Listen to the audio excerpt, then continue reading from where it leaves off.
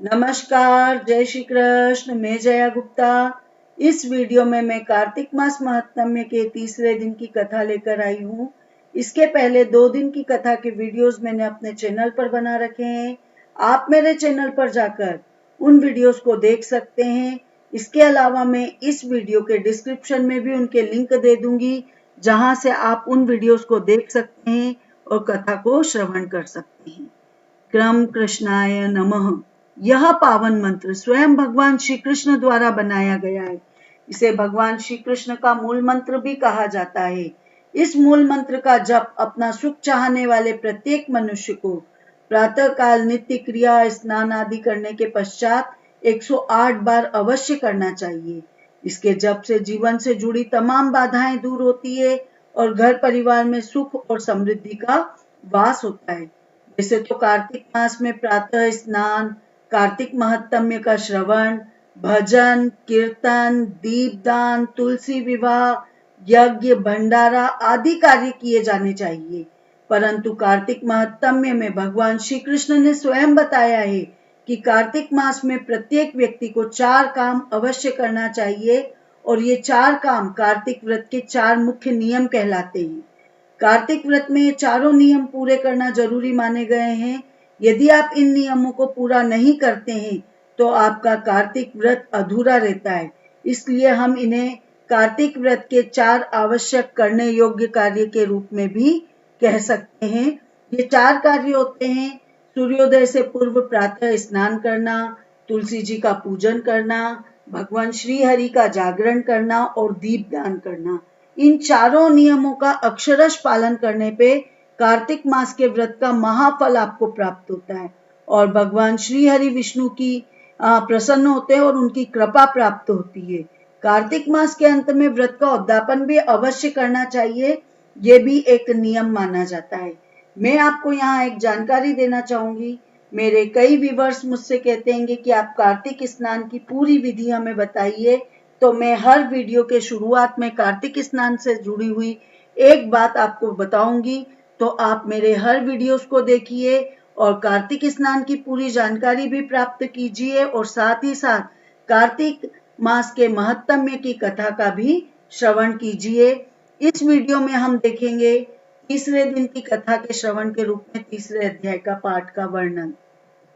तीसरे अध्याय के रूप में हम देखेंगे सागर पुत्र शंखासुर द्वारा वेद मंत्रों के हरण की कथा। इसके पहले दूसरे अध्याय में हमने देखा कि गुणवती अपने पिता और पति की मृत्यु का समाचार सुनकर बार बार विलाप करती है, फिर मूर्छित हो जाती है और मूर्छा दूर होने पे पुनः शोक और विलाप करने लगती है। फिर घर के सभी सामान को बेच के श्रद्धानुसार अपने पिता और पति का दाह संस्कार करती है। उसके बाद अपनी इंद्रियों और मन को संयम में रखते हुए उसी नगर में रहते हुए ग्यारस और कार्तिक मास का व्रत का विधि विधान के साथ आजीवन व्रत करती है। एक बार जब वो वृद्धावस्था में पहुंच जाती है तो ज्वर होने पर भी वो कार्तिक मास में गंगा स्नान को जाती है।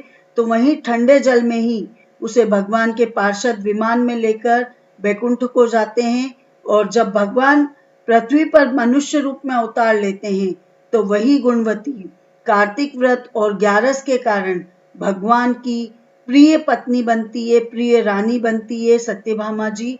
और चूंकि सत्यभामा जी ने पूर्व जन्म में ग्यारस और कार्तिक मास का व्रत किया था, साथ ही मंदिर में पूजन करना और तुलसी जी की पूजा करना, मंदिर के आगे बगीचा लगाना तुलसी जी का, इसके कारण उनके यहाँ पर कल्प वृक्ष भी रहता है।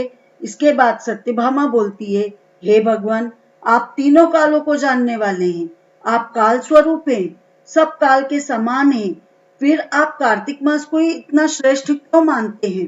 हे देव, इसी प्रकार सब तिथियों में एकादशी और सब महीनों में कार्तिक का महीना ही आपको सबसे ज्यादा प्रिय क्यों है? इसका क्या कारण है? मुझे बताइए, मेरी जानने की इच्छा है। तब भगवान श्री कृष्ण बोलते हैं, हे कांते, तुमने तो बहुत ही अच्छा प्रश्न किया।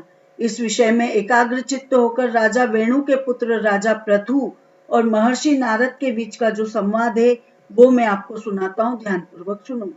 जिसे पहले महाराज पृथु ने नारद जी से पूछा था, तब नारद जी ने कार्तिक मास की महिमा बताई थी। नारद जी ने तब बताया था कि पहले के समय में सागर का पुत्र शंखासुर नाम का एक राक्षस था। वो बहुत ही बलवान, अत्याचारी और त्रिलोकी को मत डालने वाला महापराक्रमी राक्षस था। उसने अपने पराक्रम से स्वर्ग को जीत के और सभी देवताओं को स्वर्ग से निकाल दिया था। तब इंद्र आदि देवताओं और उनके संपूर्ण लोकपालों के अधिकार को उसने अपने हाथ में ले लिया था। सब देवता शंखासुर के भय के मारे अपने अपने स्त्री और पुत्र को लेकर बहुत वर्षों तक सुमेरु पर्वत की गुफाओं में छुपे रहे और वहीं रहे। तब शंखासुर सोचता है कि मैंने तो सारे देवताओं को जीत लिया था, फिर भी सारे देवता अभी भी मुझे तो बलवान महसूस होते हैंगे। तो ऐसा क्या कारण है कि इनका बल खत्म ही नहीं होता है, मुझे ये पता लगाना पड़ेगा। तो वो पता लगाता है तो उसको पता चलता है कि वे सब वेद मंत्रों से युक्त है, इसी कारण वे सारे देवता बलवान है। तो शंखासुर सोचता है क्यों नहीं मैं इनके वेद मंत्रों का ही हरण कर लूं, तो ये सब स्वतः ही बलहीन हो जाएंगे, मुझे कुछ करना ही नहीं पड़ेगा इनके लिए। तो ऐसा सोच के शंखासुर सत्यलोक में जाता है। वो अब उसको आता हुआ देख के भगवान विष्णु जी वेद मंत्र और बीज मंत्रों के साथ समुद्र में छुप जाते हैं। अब शंखासुर बीज मंत्र और वेदों को सब दूर ढूंढता हुआ क्षीर सागर में पहुंचता है। अंत में तो वहां तो भगवान श्री हरि उस समय सो जाते हैंगे। और क्योंकि शंखासुर के मन में तो बीज मंत्रों का और वेद मंत्रों की चोरी की इच्छा थी, तो वो वेद मंत्रों को चुराने लगता है। तो बीजों सहित वेद मंत्र उसके भय के कारण इधर उधर पानी में छिपने लगते हैं। तब शंखासुर उनको खोजता हुआ समुद्र के अंदर विचरने लगता है, परंतु उसको सारे वेद मंत्र इकट्ठे नहीं मिल पाते हैं। अब इधर क्या होता है, सारे देवताओं के पास से वेद मंत्र चले जाते हैं तो वो शक्तिहीन होने लगते हैं। तो वो सब ब्रह्मा जी के पास जाते हैं। तो ब्रह्मा जी सारी पूजन सामग्री लेके और देवताओं को साथ लेके बैकुंठ लोक में भगवान विष्णु जी की शरण में जाते हैं। वहां भगवान विष्णु जी सोए हुए होते हैं। तो भगवान को जगाने के लिए ब्रह्मा जी मधुर वाणी में गाने लगते हैं और बजाने लगते हैं, और सारे देवता गंध धूप दीप आदि से उनकी पूजा करते बार बार। तो उनकी पूजा से संतुष्ट होकर भगवान श्री हरि विष्णु अपने नेत्र खोलते हैं। अब सब देवता सहस्त्र सूर्य के समान कांति वाले भगवान श्री हरि विष्णु के दर्शन करते हैं। सब देवता षोडशोपचार विधि के द्वारा उनकी पूजन करते हैं, फिर उनको साष्टांग दंडवत करके पृथ्वी पे गिर पड़ते हैं।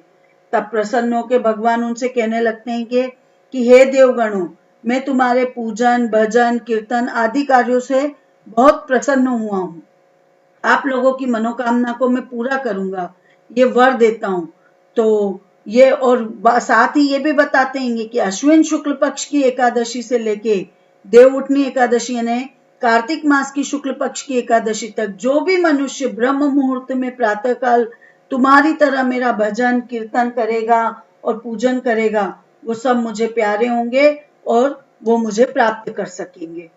आद्य अर्धय आचमन्य आदि जो सामग्री और पूजा का सामान तुम मेरे पूजा के निमित्त लाए हो, वह अनंत गुणकारी होकर तुम्हारे लिए उत्तम फलदायक होगा। तुम्हारे यहाँ आने का कारण मुझे पता चल गया है। शंखासुर जिन वेदों को हर के ले गया है, वे अभी शंखासुर और वो सारे वेद अभी जल में ही हैं। मैं शंखासुर को मार के वो सारे वेद लेके आ जाऊंगा और आप लोगों को दे दूंगा। अब भगवान श्री हरि विष्णु कार्तिक मास का महत्म्य बतलाते हुए कहते हैं कि अब से लेकर बीज मंत्र समेत सब वेद प्रतिवर्ष कार्तिक के महीने में सदा जल में निवास करेंगे। मैं आज से ही मत्स्य रूप धारण कर जल में रहूंगा। तुम लोग भी सब मुनियों के साथ मेरे पास आ जाओ, मेरे साथ आ जाओ। इन दिनों में इस लोक में जो मनुष्य प्रातः काल स्नान करेगा, वे निश्चय यज्ञांत स्नान के फल को प्राप्त करेगा। जो कार्तिक मास में प्रहर रात्रि पहले यानी एक रात्रि पहले अंतिम प्रहर से पहले स्नान कर लेगा, वे निश्चय ही अक्षय फल को प्राप्त होंगे। वह अज्ञात में अमृत स्नान का फल प्राप्त कर लेंगे। अतः हे देवराज इंद्र, जो लोग कार्तिक मास में नियम पालन करते हैं उनको तुम मेरे लोक में पहुंचा दिया करना तथा उनकी सब आपत्तियों और विपत्तियों से रक्षा करना। हे वरुण, तुम उनको पुत्र पौत्र आदि के सुख देते रहना। हे धनपति कुबेर, तुम उन लोगों को धन धान्य से वृद्धि करते रहना, क्योंकि कार्तिक का व्रत करने वाला जीवन मरण से मुक्त हो जाता है, वह मोक्ष को प्राप्त करता है, वह मेरा स्वरूप धारण कर लेता है। और हे अनंत देवताओं, जो जन्म से मरण तक इस उत्तम व्रत का नियम पूर्वक पालन करेगा, वह तुम्हारा भी पूज्य कहलाएगा। तुम लोगों ने भी मुझे एकादशी के दिन जगाया है, इसलिए अब ये तिथि भी परम पवित्र तिथि हो चुकी है और सदा मानने योग्य तिथि हो चुकी है। ये तिथि मेरे लिए परम प्यारी तिथि है। हे देवगणों, विधि पूर्वक किए गए ये दोनों व्रत प्रत्येक प्राणी को मेरे ही समीप पहुंचा देंगे। इनके समान न तो कोई तीर्थ है, न कोई दान है और न ही कोई व्रत है जो कि आपको स्वर्ग की प्राप्ति करवा सके। इसके आगे का वृत्तांत चतुर्थ अध्याय में सुनेंगे। इति श्री कार्तिक मास महात्म्य तृतीय अध्याय संपूर्ण। आपको मेरा वीडियो अच्छा लगा हो तो इसे लाइक और शेयर कीजिए। अभी तक यदि आपने मेरे चैनल को सब्सक्राइब नहीं किया है तो कृपया मेरे चैनल को सब्सक्राइब कीजिए, साथ ही साथ बेल आइकन को हिट कीजिए ताकि मेरे नए वीडियोस के नोटिफिकेशन आपको तुरंत प्राप्त हो। हिंदू धर्म, संस्कृति, तीज त्योहार, व्रत कथा, रीति रिवाज इत्यादि जानने के लिए मेरे साथ बने रहिए। जय श्री कृष्ण।